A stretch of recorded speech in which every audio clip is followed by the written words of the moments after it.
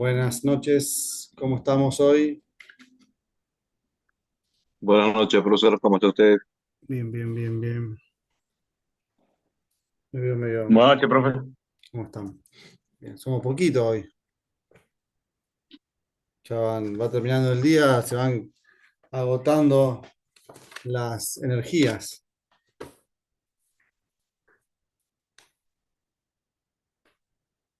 Y el frío no ayuda mucho, profe. ¿Hace frío ya? No colabora. ¿Hace frío? Bastante. Acá está bastante lindo. Todo bueno en Rosario. Em, ¿Qué tuvieron antes de esto?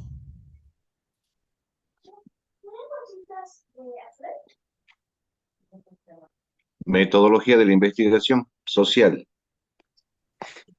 ¿Eso les sirve para el trabajo final o una materia aparte? Claro, nos sirve para el trabajo final. Buenísimo. Bien.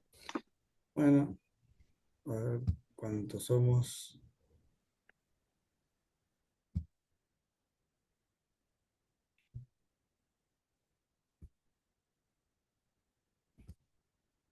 Ahí estamos.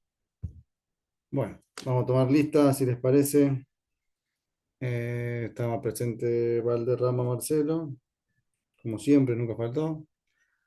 Carabajal, Cristian, ¿no?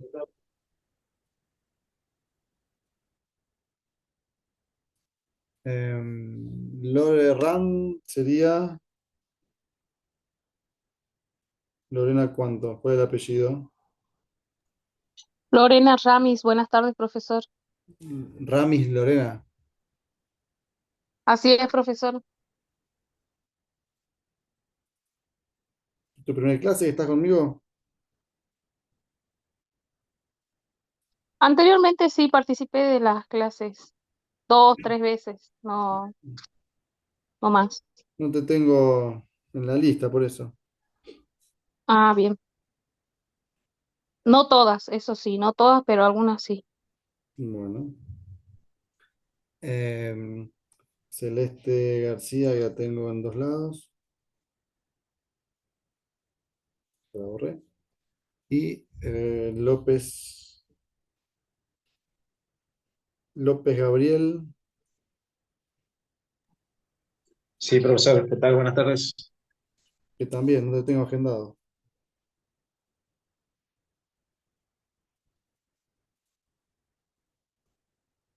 Bien. Ya tomé lista todo entonces, a nadie más falta tomar la lista. Bueno, empezamos a entrar en este manual y nos va a acompañar este manual que tiene 800 páginas junto a este otro que tiene 450 y el de Pablo Molesnik, que este más chiquito debe tener 100, algo así, páginas, no, 170. Esos tres libros nos van a acompañar en estas. Esta es la última clase de la segunda sesión y en las próximas 6 sesiones nos van a acompañar. Tenemos que tratar todo el manual de prevención del delito y seguridad ciudadana. Entonces ahora las clases van a empezar a dejar de ser tan generales y van a empezar a ser más particulares. La idea de hoy es, bueno, la clase pasada terminamos lo que era prevención, dimos una introducción a la prevención, vimos la definición, vimos la relación con el modelo de salud pública, vimos los niveles de prevención y después mencionamos los estándares internacionales que habla la ONU de prevención social, comunitaria, situacional y de reinserción social. Ahora, particularmente, ya vamos a empezar con algunos autores a hablar específicamente de algunas teorías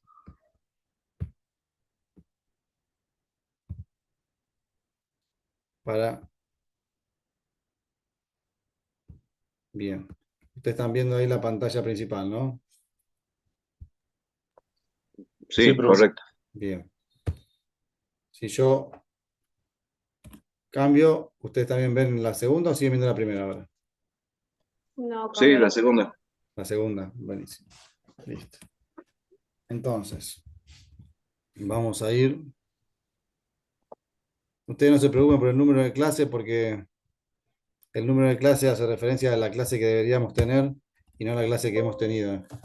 Nosotros hemos tenido 5 clases presenciales con esta, pero en realidad debería ser la séptima presencial. Una no tuvimos porque ustedes tenían feriado, tenían trabajo, tenían ese trabajo de la Virgen y después 2 que no pudimos tener. Así que esta tendría que ser en realidad la quinta nuestra, pero bueno, tiene la séptima. ¿Quién apareció ahí para darle presente? Daniel. ¿Cómo anda, profe? ¿Cómo está? Disculpe, un poquitito, todos unos minutitos tarde. No, no, está bien. No, no es nada. Tiene la materia desaprobada nada más. Bien. Entonces, repito, no hagan caso al número de clases, sino que es una cuestión de organización mía para saber que todavía le debo generar los materiales de las otras 2 clases. Bien, nosotros vimos lo que era prevención. Vimos viendo, Marcelo, decime. Sí, profesor, disculpe que lo interrumpa. Este, quizá en medio de esas dos clases que dice usted que falta subir material, esté mi duda con su respuesta, pero había quedado en su momento que iba a abordar la temática del concepto nuevo de lo que es seguridad humana y cómo este era, A cómo nosotros esta absorbía, ¿no? ¿Eh? nos quedó ese y nos quedó inseguridad subjetiva. La diferencia entre seguridad Ah, bien, objetiva y subjetiva. Son los 2 temas que tengo que grabar en los videos y hasta ahora no he tenido bien, tiempo de hacerlo. perfecto. Son Esa era la consulta, profesor. esos Gracias. 2 videos me quedan. Por eso yo voy con sé que tengo, les debo 2 clases. Y hoy estoy fusilado. Pero vamos adelante. Em, bien, nosotros vimos eh, un poco de lo que era prevención, eh, la última clase que tuvimos hace 2 semanas, y hoy vamos a empezar un poquito más específicamente a hablar de esos niveles que vimos a grandes rasgos la clase anterior. Nosotros dijimos que por el modelo de salud pública se dividía la prevención en 3 niveles: nivel primario, nivel secundario y nivel terciario. Bandic y The Ward en el 1991 escriben mucho sobre estos 3 niveles y le agregan a esta teoría de la prevención de la salud pública a quienes irían orientados o a quienes estarían dirigidos estos 3 niveles. Lo focalizan un poco más para que quien trabaje en prevención pueda eh, analizar eh, cuando hacen el diagnóstico a quién más necesitan orientar las actividades de prevención y puedan focalizar mejor los esfuerzos, eh, siendo más eficientes en la utilización de los recursos. Entonces dice, bueno, si bien estamos de acuerdo que los niveles son primario, segundo y terciario, tenemos que ver hacia quién van orientados. Entonces le agrega o hace esta división que puede estar orientado a las acciones de prevención de estos niveles a los delincuentes, como nosotros también hicimos una introducción la clase pasada, a las víctimas o a la comunidad. Y dice que, y da algunos ejemplos respecto a cuáles son acciones para tener en cuenta en estos niveles.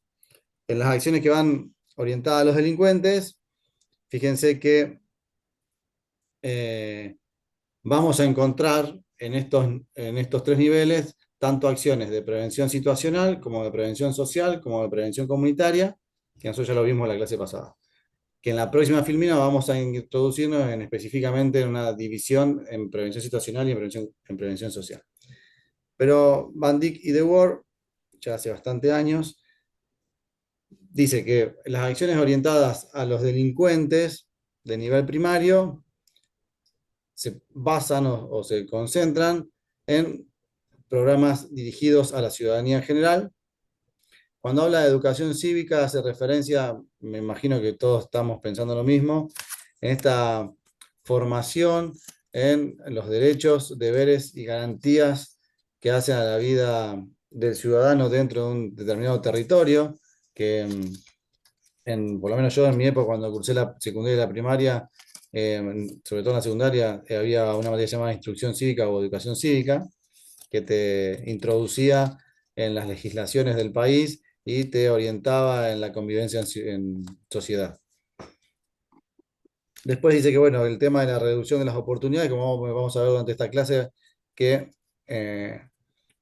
la prevención situacional va orientada a reducir las oportunidades, entonces esto de generar los entornos y los espacios y dotar a las personas de determinadas características para hacerle más difícil o reducirle el interés al delincuente por cometer el delito. Cuando hablo de aumentar los riesgos y aumentar los esfuerzos, me refiero a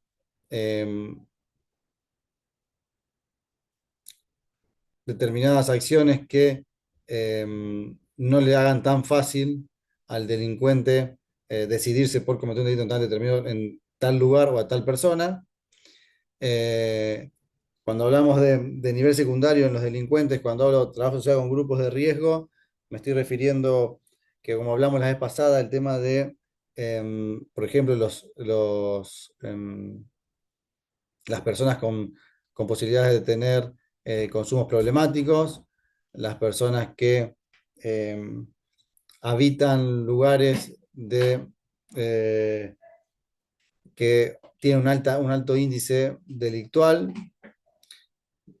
Me refiero, acá hay que separar el índice delictual donde se comete el delito del índice delictual de donde por ahí provienen quienes cometen los delitos.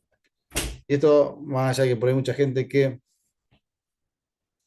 no quiere asociar determinados espacios sociales al delito, los delitos predatorios, los delitos violentos, estadísticamente podemos asociarlos a determinados espacios físicos, a determinados grupos sociales.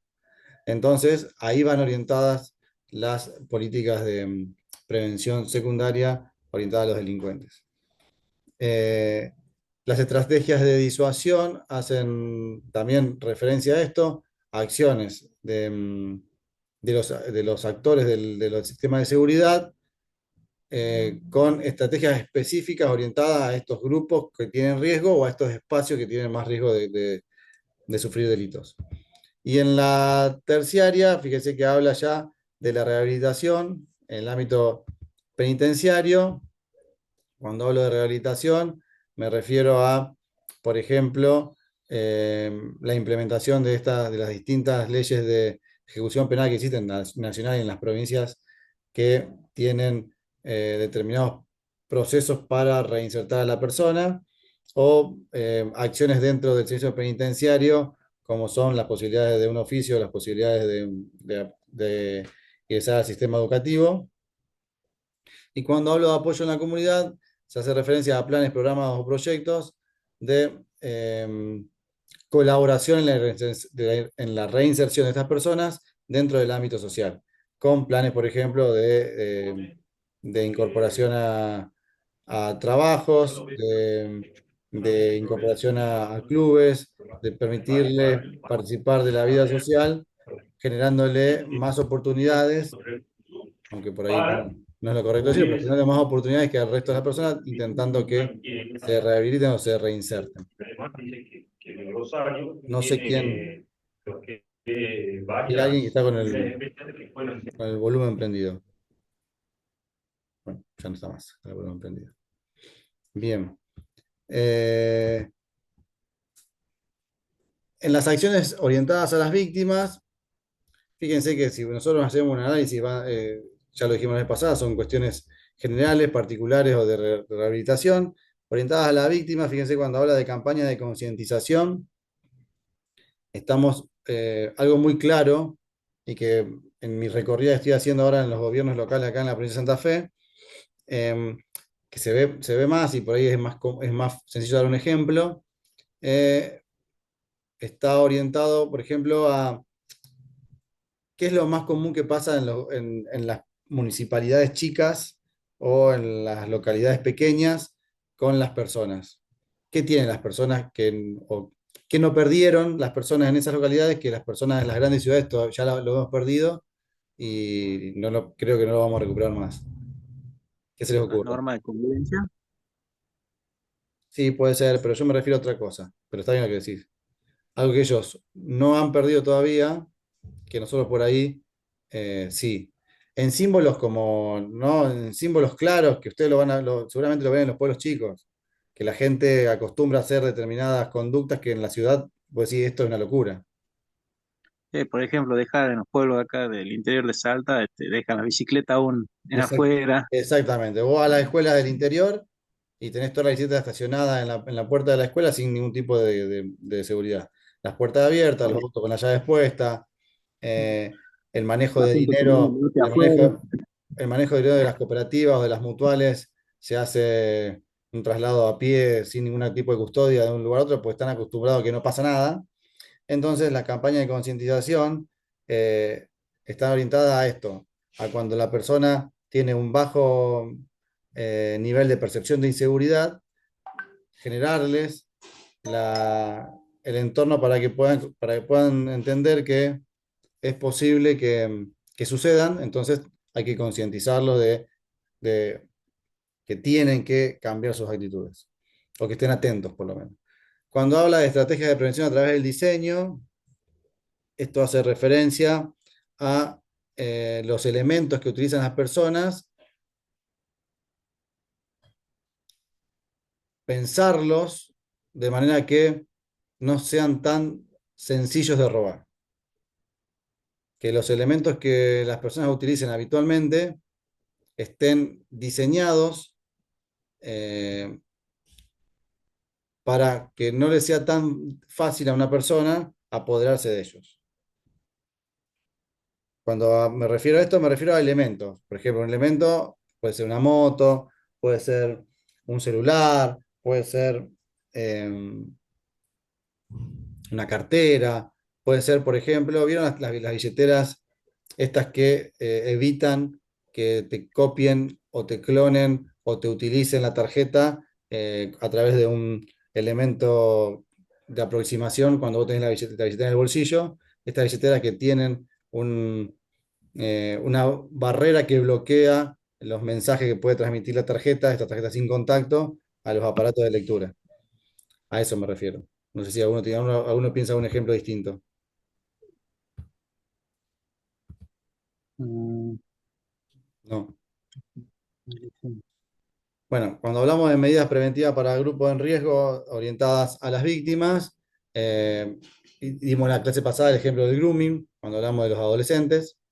En la terciaria, intervenciones para disminuir la revictimización. Acá está muy en juego, muy pegado a lo que son delitos contra violencia de género, violencia contra la mujer, violencia intrafamiliar, eh, o los sistemas de indemnizaciones para las personas que han sufrido algún tipo de delito. Por ejemplo, en la provincia de Santa Fe hay una oficina que se ha creado hace ya un tiempo, que los bienes decomisados del delito son subastados o son vendidos y el producto de esa subasta o esa venta vuelve de alguna manera para indemnizar a las víctimas de determinados delitos.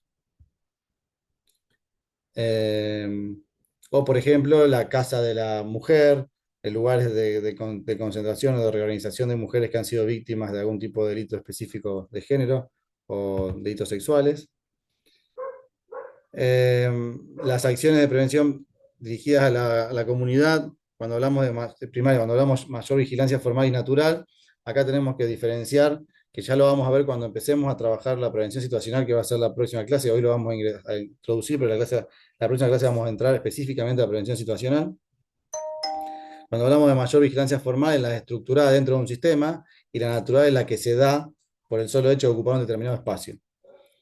Cuando hablamos del sistema de videovigilancia vecinal, esto ya no hace falta explicarlo, y la prevención a través del diseño, ahí se ambientas, pero es ambiental, o conocido como CPTD, Crime Prevention Through Environment Design, que es una sigla en inglés, que es una estrategia de la prevención situacional, así como la anterior era el diseño de los elementos o las herramientas que utiliza una persona en su desarrollo cotidiano. La prevención a través del diseño ambiental hace referencia a crear, a pensar los espacios nuevos a desarrollar o a intervenir los ya creados de manera tal de que reduzcan las oportunidades para el delincuente. A esto me refiero, y esto se ve muy bien, ya lo vamos a ver cuando entremos en prevención situacional. Por ejemplo, díganme a ustedes si en la provincia de Salta también se dio este fenómeno. Hubo un momento donde las construcciones sociales, conocidas como Fonavis, si eran de Fondo Nacional o Foprovi, si eran de Fondo Provincial, eran edificios altos en una manzana, muchos edificios, muchas construcciones y poca vigilancia natural, poca posibilidad de ver los espacios internos desde cualquier ángulo. Y con el pasar de los tiempos, se mutaron a construcciones de planta baja o planta baja y primer piso, con espacios comunes para que las personas lo puedan ocupar y mayor visibilidad o transparencia de visión en los espacios no tan comunes. No sé si ustedes de esto lo vieron en la provincia de Salta. Acá mayormente no hay construcciones de esa forma, por eso la Mirá mayoría vos. son viviendas, barrios, digamos, no tanto departamentos. Sí, en los últimos años se está dando recién la construcción de viviendas tipo Las departamento. construcciones sociales que han hecho, los barrios que han hecho sociales en Salta, no, no responden a esta forma, digamos. No eran edificios altos, construcciones agrupadas con dificultad de visualización de los espacios comunes. Profe, Mm, ahí diciendo en este un caso con barrio mi porteñol. compañero, hace muchos años, justamente cuando estaba el FONAVI, se creó, Cuando, por ejemplo, cuando hablo del Castañares, Ciudad del FONAVI, Milagro, cuando hablo del FONAVI hablo 1970, 1975, 1980, 82, 83, esos años. hasta el 90 y tanto, incluso acá en Salta, eh, se crearon esos barrios que justamente son edificios y que actualmente son un problema muchas veces porque en las partes donde no se ve mucho, se juntan los chicos ahí a fumar o alguna Eso otra es lo que hace, circunstancia medio eso rara. es lo que hace referencia a la vigilancia natural. Justamente. Y actualmente las casas que están creando el IPB y demás son casas de una o dos plantas como mucho, o sea, donde un primer piso y planta baja, con espacios comunes, como dice usted, todos los fondos son abiertos, todos los patios son abiertos, interconectados en las casas y eso permite justamente que los vecinos mismos puedan proporcionar seguridad, ¿no? Bien, Al poder observar exactamente. justamente qué es lo que sucede con los vecinos. Exactamente. Eso es uno de los principios de la vigilancia natural que lo vamos a ver más adelante y del CPTD. Acá también podemos observar, por ejemplo, los cambios de luminarias, luces blancas por las luces amarillas viejas, la poda de árboles, el mejoramiento de las plazas para que la gente pueda ocuparlos. Son todas acciones de prevención a través del diseño ambiental que van orientadas a mejorar la vigilancia natural y a ocupar los espacios y lograr el desplazamiento del delito, que eso también el desplazamiento lo vamos a ver más adelante, que es una de las consecuencias, o por lo menos de las críticas que se le hace al sistema de prevención, al sistema de prevención situacional. En el nivel secundario, en las políticas, en las acciones orientadas a la comunidad, fíjense que dice identificación de los barrios y grupos en riesgo, actividades de entretenimiento y mediación comunitaria. Cuando hablamos de actividades de entretenimiento, hablamos de generar acciones a través del Estado que lleven a eh, sacar de las costumbres cotidianas a quienes están en riesgo generarle un espacio distinto para que puedan compartir y para que puedan ocupar esos momentos en una actividad social distinta a una actividad que puede estar generando un riesgo de delincuencia. Por ejemplo, los juegos Evita, que los juegos Evita los conocen, sí, son nombrados los juegos Evita, los conocen los juegos Evita. Los juegos Evita es una acción de prevención social secundaria que va orientada a los chicos adolescentes. Particularmente no lo sigo, pero sí, sí se lo escuché. Bueno, pero si no, también hay actividades también en cada provincia, que por ahí las provincias generan actividades de competencia en determinadas edades para mantener ocupado a determinado grupo etario en una actividad social y no dejarlos abandonados. Por ejemplo, en Estados Unidos, algo muy claro de eso fue la generación de canchas de básquet en barrios populares. Canchas de básquet en barrios populares y después unido a eso, actividades de competencias de básquet. Me refiero al básquet porque en Estados Unidos porque es un deporte masivo en Estados Unidos. Entonces, la gente de los barrios complejos que estaban ocupados o reunidos con personas que tenían más riesgo de cometer delitos o vinculados al delito, se ocuparon ese espacio o ese tiempo en actividades deportivas. Y en las orientadas a la comunidad de nivel terciario, la regeneración urbana en zona delictiva, esto ustedes lo van a ver seguramente cuando el Estado devuelve una casa usurpada a una persona, cuando el Estado retoma retoma el control de determinado espacio público o común que había sido tomado por determinadas bandas o determinados grupos. Y cuando habla ahí de saturación policial y policiamiento de puntos calientes, esto puede ser tomado también como prevención primaria, pero por eso quiero hacer la aclaración. Cuando hablamos de saturación policial o policiamiento por puntos calientes, estamos hablando de algo que ya pasó, y por lo tanto, como ya pasó, y tenemos la información de que ya pasó, vamos a ese espacio a generar un determinado dispositivo para reducir específicamente un tipo de delito, un tipo de acción en un determinado espacio, porque ya está siendo reclamado por determinado grupo social. Y policiamiento de puntos calientes, cuando me refiero a puntos calientes, me refiero a mapa del delito donde más se da un tipo de delito. ¿Alguna pregunta sobre esto? Profe, esto último puede estar vinculado, por ejemplo, acá en Salta con los operativos saturación que hace la policía de la provincia. Por ejemplo, cuando se comenzaron a dar en determinados barrios Primero, pará, una cierta cantidad de robos bajo la modalidad de motochorro, por ejemplo, listo, si y es porque se genera una saturación policial, porque se está dando un tipo de delito específico en un determinado espacio, es terciaria. Ahora, si se da una saturación policial pensando en prevenir un tipo de delito que no se da ahí, pero que se da en otro lado, eso es primario. Ah, ok, ok. Hay una Bien. Por eso me tomé el tiempo en estos dos, porque si es una saturación orientada a atacar algo que está pasando y está sobrepasando en un determinado lugar, y hay que atacarlo acá específicamente un tipo de delito, es saturación terciaria. Si es generar espacios seguros donde no está pasando nada, pero quiero mantenerlo o quiero evitar que venga, se traslade de un delito de otro lado a este espacio, es primario. ¿Bien? La escucho. Bien, profe. Bien, ahora ven la otra diapositiva. Sí, Sí. Bien. Em, Crawford, en el año 1998, habla y escribe sobre estos tres niveles de prevención, pero focalizados o ya generando estrategias específicas para lo que es prevención situacional o prevención social del delito. La prevención social del delito también la pueden, muchas veces la van a asociar con lo que vamos a ver más adelante, que es prevención temprana del delito en jóvenes adolescentes, porque la mayoría de las políticas van orientadas a ello, pero tienen sus diferencias.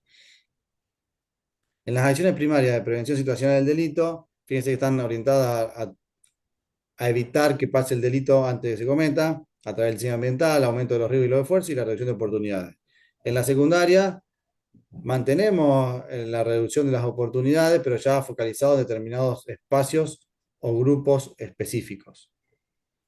Porque como dice el segundo renglón, son para grupos en riesgo. Cuando hablamos de disuasión, acá comienza a trabajar en la prevención situacional, en la disuasión, la policía, con los patrullajes preventivos. Los patrullajes ordinarios, el trabajo específico, el trabajo general de la policía, el común, es la disuasión. Cuando la persona está con la presencia policial, sea caminando o en un móvil, está generando disuasión. Bien. En la terciaria, cuando hablamos de disuasión especial y hablamos de incapacitación y vigilancia, cuando hablamos de vigilancia, incapacitación y disuasión especial, ya hablamos cuando el delito se ha cometido, como hicimos la diferencia anterior. En los niveles primero, segundo y tercero de prevención social, fíjense que las primeras van orientadas a las campañas de educación y sociabilización, concientización de información y vigilancia vecinal. Y en la secundaria, cuando hablamos de trabajo social con grupos de riesgo, regeneración urbana. Y en la terciaria, rehabilitación, penas comunitarias. Esto lo paso rápido porque en la última diapositiva lo vamos a ampliar y vamos a trabajar un poco más sobre esto para luego meternos en prevención situacional ya en la próxima clase. Cuando hablamos de terciaria, rehabilitación, penas comunitarias, mediación y reparación. Fíjense que acá no hacemos diferencias si van orientadas a la víctima, al delincuente o a la comunidad. Acá nos enfocamos en cuál es el contenido y el contenido de la intervención. O sea, va orientado a las personas, al riesgo de cometer al riesgo que están sufriendo, o van a generar espacios seguros. Y esa es la diferencia entre la situacional y la social. La situacional se concentra en los espacios y en los objetos para reducir los riesgos, las oportunidades, y la social está orientada a los riesgos creados por los espacios sociales y las comunidades. Bien.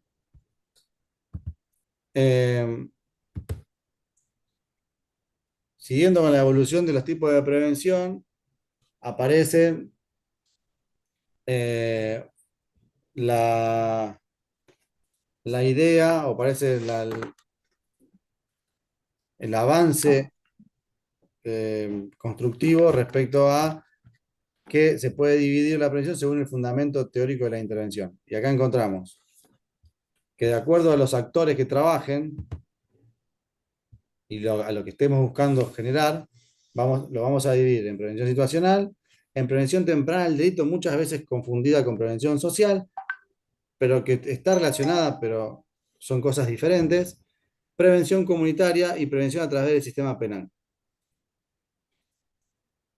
Y ahí está muy clara la división de cada uno a qué va dirigida. La situacional va dirigida específicamente a reducir las oportunidades a través del CPTD y el diseño de los elementos para evitar el crimen. Y se basa en tres teorías: en la teoría de las actividades rutinarias, la elección racional y patrones delictivos, que son teorías del crimen, que lo vamos a ver más en la última diapositiva. La prevención situacional se basa en 5 categorías, que después vamos a ver que tiene 25 actividades determinadas, pero que son enumerativas y no son las únicas. Pero estas categorías, o sea, en lo que va orientado las actividades de prevención situacional, son en aumentar el esfuerzo, aumentar el riesgo, reducir las recompensas, reducir las provocaciones y eliminar las excusas. En esas 5 categorías podemos resumir todas las actividades, las actividades hacia dónde van orientadas en prevención situacional. Cuando hablamos de prevención temprana del delito, fíjense que está orientado a prevenir el desarrollo delictivo en grupos de riesgo, y ahí hablamos de riesgo y de factores de protección. Lo que busca acá las acciones estas es eliminar o reducir la posibilidad cierta de un determinado grupo que ocupa determinado espacio, englobada en determinados factores que la pueden llevar a delinquir. Y cuando hablamos de los factores de protección son fortalecer, generar las condiciones adecuadas para contrarrestar esos riesgos a través de acciones de protección. Cuando hablamos de la psicología y la criminología evolutiva, porque está basado en esas dos grandes teorías. Y porque es temprano el delito, está orientado a niños, adolescentes y familias, y los planes o programas van orientados a clubes, a escuelas, a espacios que los menores compartan, como por ejemplo pueden ser un boliche para chicos, todos espacios donde ellos habitualmente generen conductas sociales. La comunitaria está, o las acciones de prevención comunitaria tienen un fuerte índice de participación de la comunidad, tanto en el diseño como en la ejecución, y están focalizadas en espacios que tienen altos niveles de carencias sociales. Y cuando hablamos de a través del sistema penal, acá esto es lo que hablamos al principio en las primeras clases, que es seguridad pública pura y neta, con los tres aparatos y actores históricos de la prevención, que son la policía, el Poder Judicial y el servicio penitenciario.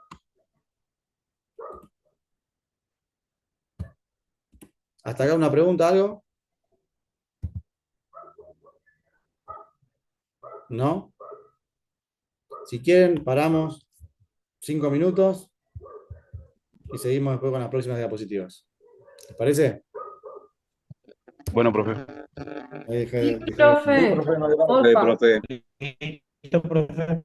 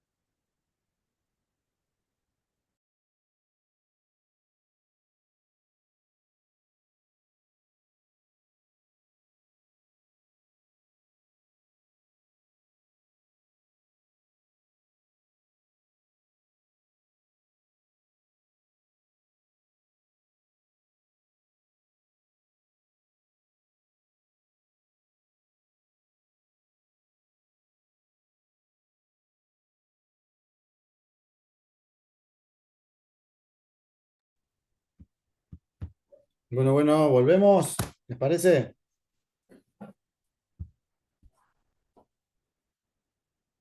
Hola, hola. Bueno, así que van a escuchar cuando escuchen el video, van a escuchar mi conversación con mi papá recién por teléfono. Em, seguimos. Compartir.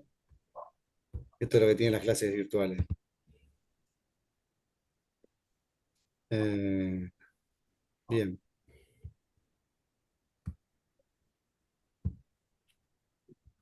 Quedamos acá, ¿no? En esta.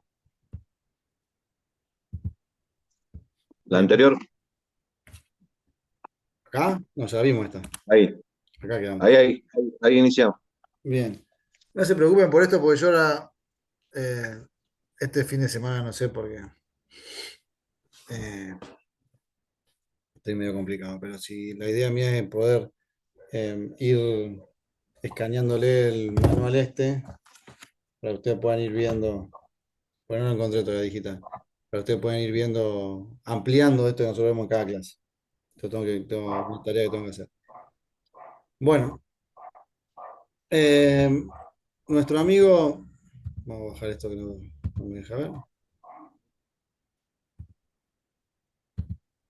Nuestro amigo Ladicola, en el año 1986, relaciona las acciones de prevención y con las ideologías políticas. Él dice que se pueden vincular a las plataformas políticas o los pensamientos políticos, las ideologías filosóficas políticas, con cómo se desenvuelven en la gestión de la seguridad y de la prevención en los espacios que gobiernan. Entonces divide en tres grupos a las ideologías o las orientaciones políticas e ideológicas: el nivel conservador, el nivel liberal y el nivel radical. En el nivel conservador lo vincula a lo que es, o nosotros podemos vincularlo específicamente a lo que es seguridad pública, con acciones de disuasión y de desmotivación para el delincuente, y enfocado en estas acciones de prevención situacional, donde los tres actores principales son el sistema penal, con la policía, el juez o el poder judicial y el poder penitenciario o servicio penitenciario. No tiene en cuenta las necesidades del delincuente, no tiene en cuenta a la persona que delinque, y la participación ciudadana es selectiva, la elige, y cuando quiere que participe y cómo quiere que participe, no le da un papel preponderante, sino que más bien es un papel inclusive ya no secundario, sino terciario. En la política de prevención ideológica liberal, acá dice que el delincuente no nace, sino que se hace delincuente por los espacios que habita, y esto es, por lo tanto, es un problema social, y que la conducta del delincuente es una cuestión patológica, por lo tanto tiene que ser intervenido, tiene que ser ayudado a salir de esa enfermedad. Eh, Vincula a la delincuencia con las faltas de oportunidades, y esta diferencia que existe entre las posibilidades y lo que la sociedad tiene como niveles básicos o mínimos para ser reconocido dentro del grupo social. Y por eso está enfocado en acciones de prevención social del delito, que es en mejorar las condiciones de las personas y generarle espacios proclives a sostenerlos y a generarle los entornos para que puedan desarrollarse, porque supuestamente no tuvieron oportunidad y no tienen la misma oportunidad que el resto de la sociedad. Focaliza las acciones a un grupo específico de personas, que son las que no tienen oportunidades, o ellos consideran que no tienen oportunidades o como el resto de la sociedad. Es también una cuestión económica, relacionada también a una cuestión económica. La radical, ya acá hace una diferencia bien notoria en clases sociales, y lo vincula a una lucha de clases entre la clase alta y media alta con la clase baja, con los que tienen carencia de todos bienes materiales y oportunidades, y se focaliza, por lo tanto, en la lucha, en abordar y luchar y hacer desaparecer las desigualdades sociales. Encontramos acá personas que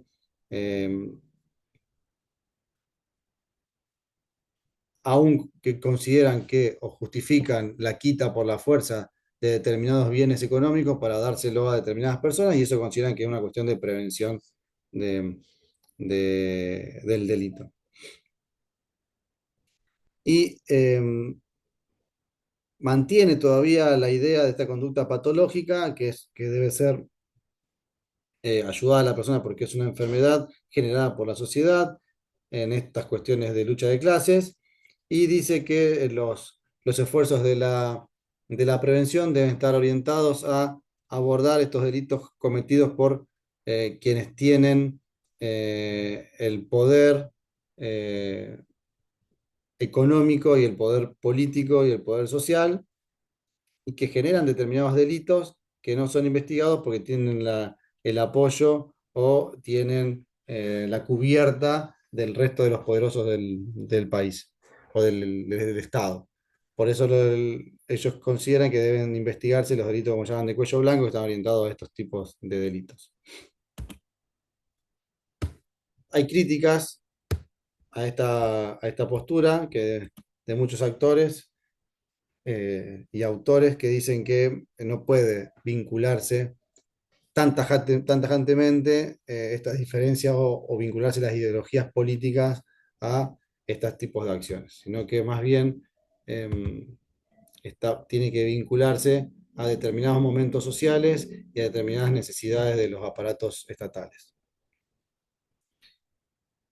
Ahí lo que hicimos fue un reconto de las teorías que existen hasta hoy, o sea, vinculamos algunas teorías a determinados autores, pero de cómo dividen muchos los distintos tipos de prevención de acuerdo a dónde se centran en el análisis. Nosotros ahora vamos a empezar a desarrollar particularmente 3 tipos de prevenciones. Vamos a empezar a hacer una diferencia entre prevención social y situacional y después nos vamos a meter en prevención comunitaria. Vamos a empezar a desarrollar en esta clase, en la que viene o sea, en 3 clases, en 2 clases más, o vamos a hacer una introducción ahora y vamos a desarrollar en 2 clases más todo lo que es prevención situacional con sus estrategias de intervención. Vamos a dedicarle una clase más o 2 a prevención social y una clase a prevención comunitaria. Ese va a ser el desarrollo que tenemos de ahora en adelante de las clases. De estas 3 surgen todas las herramientas de intervención. Te querés parar más a la izquierda, tomás una, te querés parar más a la derecha, tomás otra, te querés parar más en el centro, tomás, elegís. Querés ser más, depende de cómo consideres vos cuáles son los motivos y las causas de los delitos, es de cuál de estas 3 te vas a agarrar o te vas a agarrar de las 3. Recuerden, nosotros en una de las primeras clases dijimos que de los objetivos o una de las competencias del licenciado es poder analizar en determinado territorio qué es lo que está pasando, qué es lo que se está implementando, cuáles son los errores de implementación y poder generar entonces estrategias en base a eso que mejoren los sistemas de seguridad, reduciendo la seguridad, reduciendo la inseguridad y aumentando la seguridad.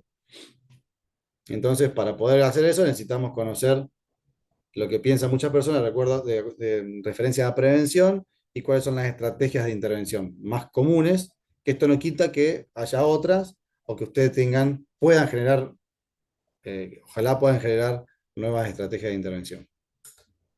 Empecemos con lo que es la prevención social. La prevención social se centra en abordar, como dijimos antes, los factores de riesgos asociados a conductas o hábitos delictivos.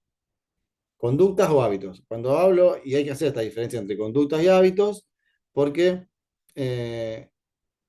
cuando entremos a prevención social vamos a ver que el hábito es algo internalizado que se repite por un determinado tiempo y espacio. Y la conducta puede ser algo momentáneo, algo que no se da habitualmente y con una regularidad. Los factores de riesgo, fíjense que son características o variables sociales. Cuando hablamos de características y variables, hablamos tanto de los espacios como de las personas que habitan esos espacios. Y cuando hablamos de que están presentes en un individuo, es porque podemos relacionar esas conductas o características a esa persona en particular. ¿Y cuál de estas hace más probable que eso lleve a generar un comportamiento criminal o la comisión de determinados delitos o la generación de grupos delictuales?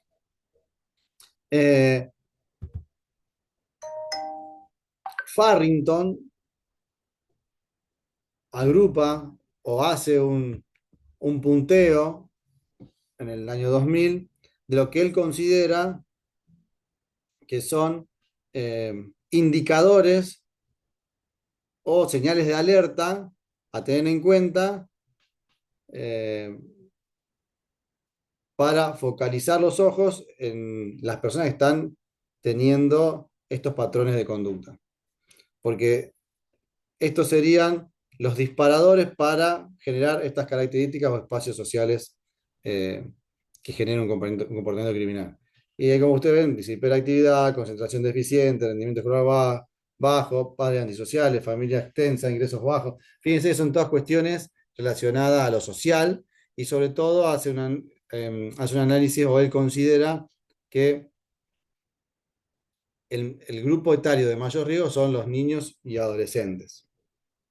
Que hay un libro que nosotros tenemos que hablar también, no sé si lo están viendo el libro, yo no me veo, que es de David Mazda, que habla de delincuencia y deriva, que es un libro que nosotros tenemos que tocar, que habla de un análisis que hace David en los adolescentes en Inglaterra en un determinado espacio, y eso por eso lo podemos vincular al resto de los adolescentes en el mundo. Después Andrews, con un grupo de personas en 1990, también hace una diferencia, un poquito antes hace una diferencia, y los agrupa en dos grupos, valga la redundancia, los llama estáticos y dinámicos. Él dice que la prevención social solamente va a poder atacar los riesgos dinámicos, que los llama necesidades criminológicas, que son los que pueden modificarse. Y los estáticos son todas cosas que han tenido estas personas en el pasado, que están tan incorporados que no pueden ser modificados, pero pueden ser sostenidos o pueden ser controlados. No pueden modificarse, pero pueden ser sostenidos o controlados.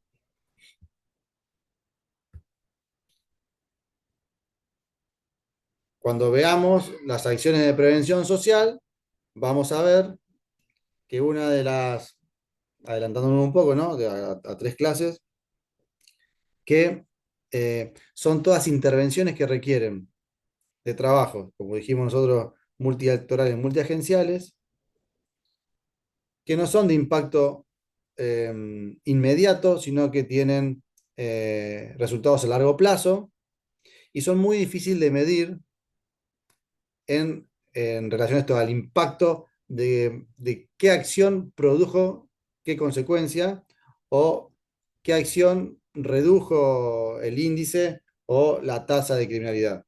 Entonces, es muy complejo los críticos de esta prevención o el análisis que hacen de esta prevención dicen, es muy difícil poder medir qué impacto o qué resultados tuvo tal o cual acción. Sobre todo por el tiempo que lleva de ejecución y de poder obtener resultados medibles, si es que lo hay. Entonces, la prevención social se basa en estos espacios o estos riesgos que pueden llegar a generar una persona delincuente. Y la prevención social dice que no existe el delincuente, sino que existe la persona que delinque y que esa persona está generada por los espacios o los factores de riesgo a los cuales está vinculado. Estoy tratando de estar. La prevención situacional habla específicamente de delincuentes. Bien hacía a grosso modo y bien burdo, dice que todos somos delincuentes, solamente que todavía no tuvimos la oportunidad ante nosotros para ejecutar la acción criminal. O sea que la diferencia entre una persona que cometió un delito u otro es la oportunidad y el análisis que hizo de los costos-beneficios de hacer esa actividad o no hacerla.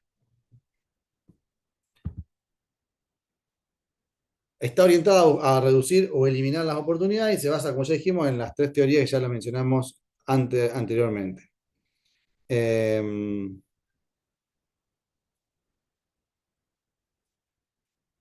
Dos de las principales ideas es esto que el delito no está distribuido de manera aleatoria, no es que aparece y desaparece en cualquier momento, sino que responde a determinadas cuestiones que son analizables y son medibles. Y como son analizables y son medibles, pueden ser anticipadas. Esto es algo muy, muy loco de la prevención situacional, loco por decirlo, de que podemos generar, como si tuviésemos una bola de cristal, de acuerdo a determinados indicadores y patrones, podemos adelantarnos al delito antes que suceda. Porque podemos hacer predicciones a través de análisis de datos. Y las acciones de prevención situacional están concentradas en estos puntos calientes en determinados lugares o en determinados momentos, porque se generan determinadas oportunidades, y en determinadas personas objetivos que son los productos calientes. No es lo mismo una persona sin plata en el banco que una persona con plata en el banco. No es lo mismo una persona que camine de un kiosco a un bar, una persona que camine de un banco a un bar. Eso lo vamos a ver más adelante. ¿Hasta acá alguna consulta, una duda? No, profe. No, ¿No? profe. Ninguna. ¿No? ¿Seguro? ¿Seguro? Entonces acá hay dos posibilidades, como siempre me decían mis docentes. O no entienden nada, o entienden todo, y yo le agrego, no tienen ganas de preguntar, porque ya es tarde. Y hacemos No, lo estamos siguiendo. Sí, sí. Me imagino, me imagino. Me imagino. Vamos, bien, profe. Sí, sí, seguramente Ahí anda vamos. bien. Vamos, vamos, sigamos, profe. Sigamos, vamos así ya terminamos con esta clase de hoy. Dijimos que se basaba en tres grandes teorías, en la teoría de las actividades rutinarias, la elección racional y los patrones delictivos. La teoría de las actividades rutinarias está basado en que para que se cometa un delito debe haber en un mismo lugar y en un mismo momento. ¿Vieron esa frase que dice estar en el momento adecuado? Ahí no me sale ahora. Estar en el lugar adecuado en el momento preciso. Bueno, entonces, para que se suceda un delito, deben darse en un mismo lugar y en un mismo tiempo estas tres cuestiones. Tiene que haber una persona con ganas de cometer un delito o con la necesidad de cometer un delito. Debe haber un objetivo adecuado. Esto me refiero a algo que esté al alcance, algo que pueda ser tomado por otra persona o pueda ser sustraído por otra persona.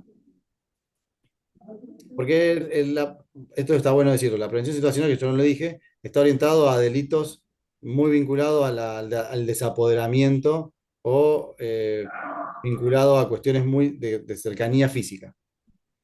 Y también tiene que darse la ausencia de un guardián capaz, que es el guardián capaz, se dibuja con un triángulo: delincuente motivado, el objetivo adecuado y la ausencia del guardián capaz. Si se dan estas tres cosas en un determinado tiempo, en un determinado momento, se está dando la oportunidad adecuada para que se dé un delito. La ausencia de guardia capaz es cualquier persona capaz de intervenir o disuadir la comisión de un delito. Cuando hablo de persona u objeto, me refiero, por ejemplo, a una cámara. Una cámara tiene una acción disuasiva respecto a otro espacio donde no esté la cámara. Siempre comparando, ¿no? Una persona observando, sea una observación formal o una observación natural, como dijimos antes, genera una disuasión que, si no está la persona, obviamente no va a estar generada. La teoría de la elección racional tira por la borda este pensamiento de que los delincuentes son todas personas que no piensan, son personas que no razonan, son personas que tienen sus facultades mentales reducidas, o sea que son personas que no pueden convivir en sociedad porque no están en condiciones de entender lo que es el bien o lo que es el mal, lo que es positivo o negativo, lo que eh, son las consecuencias de sus acciones. Dice todo lo contrario. El delincuente es un integrante de la sociedad, más como nosotros, es una persona que piensa. Puede ser que tenga mayor o menores habilidades, pero que piensa y que decide en relación a los costos y los beneficios de hacer tal o cual acción. O sea que analiza la acción. Analiza, si yo sustraigo esto, ¿cuáles son las consecuencias que puedo tener?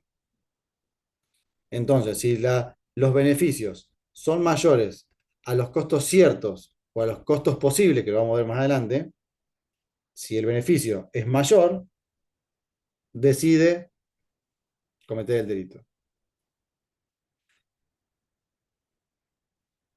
Pero tiene tres limitaciones esta elección racional que hace. Porque la persona salvo que sea una situación muy analizada, la persona tiene un tiempo reducido para elegir, porque hablamos de oportunidades. Entonces se genera la oportunidad y tengo que decir en el momento si me sirve o no me sirve. La disponibilidad de la información, que la persona que va a delinquir está acotada en la información que tiene respecto a la circunstancia que lo rodea. Y cuando habla de habilidades cognitivas, hace referencia a que, y acá no quiere decir que la persona no es mentalmente apta, sino que en esta elección racional, las habilidades cognitivas están nubladas por la oportunidad que se genera o por la necesidad de delinquir. No es que no las tenga, sino que están nubladas momentáneamente. Entonces, por ahí en un determinado momento no puede hacer un análisis profundo de estos costos y beneficios. Y ahí, cuando vayamos a ver más adelante, en ese error que comete, puede ser que a veces haga un mal análisis y ese mal análisis lo lleve a cometer un error en la acción. La teoría de los patrones delictivos, esto de que los delitos no se dan de forma uniforme en todos lados, o sea, que no se roba de todos lados, no se viola en todos lados, no se usurpa en todos lados, sino que se va dando de acuerdo a determinadas cuestiones que pueden ser organizadas, que pueden ser analizadas y que pueden ser prevenidas. Que no se dan de forma aleatoria porque responden a determinados indicadores. Y aquí está vinculado el tema de los patrones delictivos, o la teoría de patrones delictivos, es a objetivos que tengan características particulares relacionadas a la indefensión. Y lo otro que dicen los patrones delictivos es que el delincuente o la persona que comete delitos lo comete en los espacios que habitualmente ocupa, en los espacios en los que habitualmente se mueve, porque los conoce y sabe moverse en ellos. Entonces, una persona no va a cometer un delito en un lugar que no conozca. Un mínimo conocimiento de ese espacio lo tiene. De alguna manera se vinculó con ese espacio en otro momento, estuvo relacionado con ese espacio en el cual intervino. No sé si en esto fui claro en lo último. La zona de confort, diríamos, del delincuente. Es muy raro que una persona, no quiere decir que no, pero es muy raro que una persona delinca, se sienta seguro, la locura de esto, se sienta seguro delinquiendo en un lugar que no conozca, o en un lugar por el cual no se haya movido. Por eso es muy común ver siempre o poder hacer un análisis de las personas que delinquen en un determinado espacio, porque son siempre los mismos en el mismo lugar. O el mismo tipo de delito lo podemos achacar o vincular al mismo tipo de personas. Eso se ve también mucho en los espacios de gobiernos locales, gobiernos chicos. Ya sabemos que Juancito, Pedrito y Robertito son los que roban bicicleta, aquellos son los que se ponen borrachos, son los que molestan los viernes, los sábados después del boliche. Sí, Marcelo, te escucho. Estos patrones delictivos, profesor, entonces son parte de la elección racional de la teoría. No, son tres teorías distintas. Ah, estamos hablando de tres teorías distintas. Actividad rutinaria, o sea, la prevención situacional se basa o se nutre de tres teorías. tres teorías del crimen. Ahora sí, claro, La de las profe. actividades rutinarias, la de la elección racional y la de los patrones delictivos. Cuando hablamos de patrones delictivos, eso está muy vinculado al tema de los mapas del delito, los mapas del calor. Vamos a ver qué vamos a poder analizar o vamos a poder medir y generar mapas porque se cometen determinados delitos en determinado horario, en determinados espacios. O determinados delitos por determinadas personas con determinadas características. Bien. Ahora, Gracias. la próxima clase, voy a pausar acá, voy a dejar de compartir primero y voy a